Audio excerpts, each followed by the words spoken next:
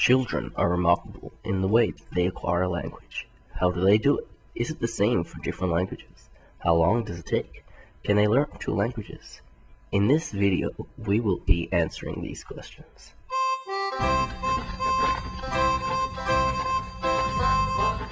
People wonder how children even learn how to speak in the first place. There are three major theories on how children learn language: the behavioral approach, the innate approach, and the interactionist approach.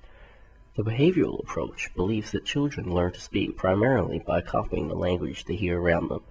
With the help of positive reinforcement from parents or caretakers, children slowly take in certain phrases and grammar techniques and begin to learn how to speak a proper language. The innate approach considers that when children are exposed to speech, parts of the brain click in and instantly make sense of utterances because that is what the brain is programmed to do. The innate approach does believe that some sort of language is required to be heard by the child, but reinforcement or training a child to speak has no effect, and it is all in the brain. The interactionist approach is nearly a mix of the behavioral and innate approaches, as it states that although the brain plays a part in the way children acquire language, they also need to be exposed in social and linguistic environments. Children learn language and how to speak at a rapid pace. By the time they start school, they would have full control over the main functions and features of language and its uses. It's also a fact that children must be exposed to some sort of language to learn it in the first place. Children also have an incredibly strong reason to learn, so that they can communicate with others what they need. They also understand a great amount of language, but are not fully capable of using it all.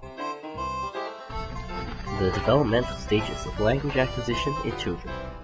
From when a child is born to when they are starting kindergarten, they are constantly developing their language acquisition. There are several key stages in its development. The first stage in child language acquisition, pre-verbal, is before children can speak words. Should note that just because children are not speaking, it does not mean they aren't communicating. For example, a child might cry when he is hungry, or squeal in joy when he is happy. The second stage is the holophrastic or one-word stage. This stage is when children start to utter single words, whether it be daddy, doggy, teddy, juice, or ta. Children who are in this stage often use gestures or intonation to convey further meaning.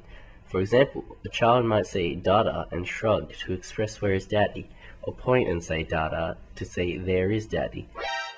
The third stage is the telegraphic or two-word stage. This stage usually starts around 18 months. This is where children start to combine words together to convey further meaning, like saying mommy juice, daddy beer, or drink a cup. The last stage is the multi-word stage. There isn't a three-word stage as such, but what comes after the two-word stage is called the multi-word stage. In this stage, the child makes remarkable progress in the way that they speak and develop language. The use of the RPA to translate children's speech.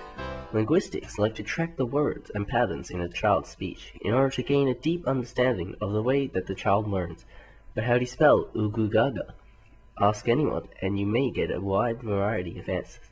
Linguistics decided that the best way to analyze speech is not to spell them out with letters, but with sounds. The IPA, or International Phonetic Alphabet, uses a series of symbols to represent different sounds. For consonants, these symbols are usually exactly the same. For example, the symbol T makes a T sound, S makes a S sound, but a Th sound, as in the or these, is represented by this funny symbol right here. For vowels, there are many sounds, and are not restricted to the one letter. The schwa, a backwards E symbol, is the A in about, the E in taken, the I in pencil, the O in eloquent, and the U in supply.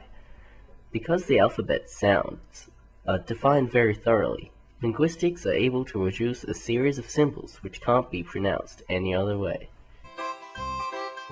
Bilingualism.